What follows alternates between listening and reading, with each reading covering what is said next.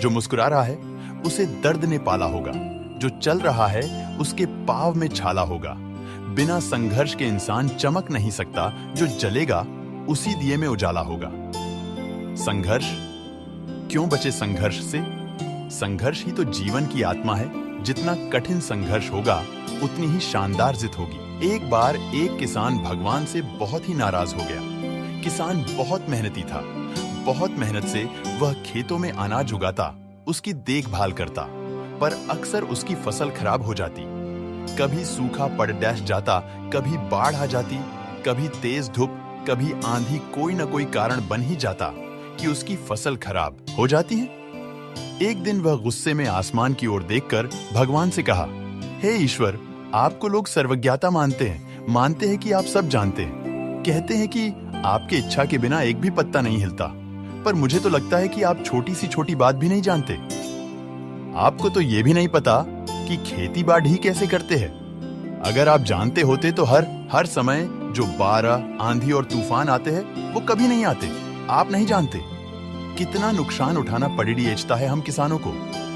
यदि आप मेरे हाथ में यह शक्ति दे दे कि जैसा मैं चाहूं वैसा मौसम कर दूं, फिर आप देखना मैं अन्न के भंडार लगा दूंगा।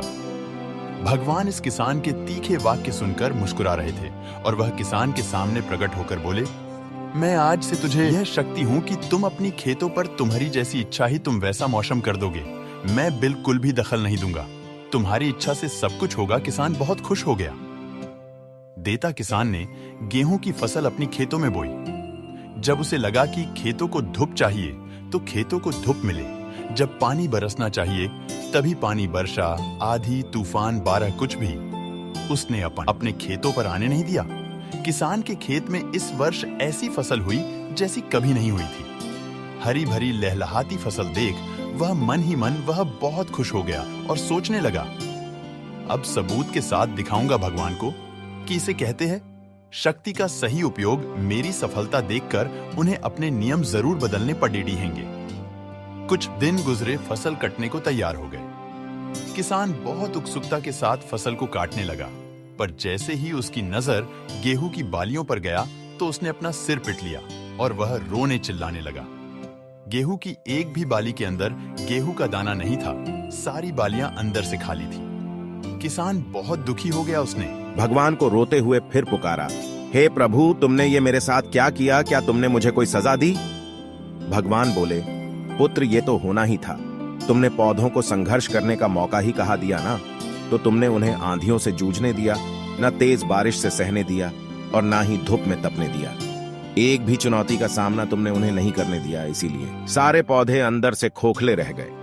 जब आंधी, तूफान, तेज बारिश और धूप पड़ती है, तभी ये पौधा अपने अस्तित्व को बचाने के लिए संघर्ष करते हैं और इसी संघर्ष से एक बल पैदा होता है जिसमें शक्ति होती है, ऊर्जा होती है।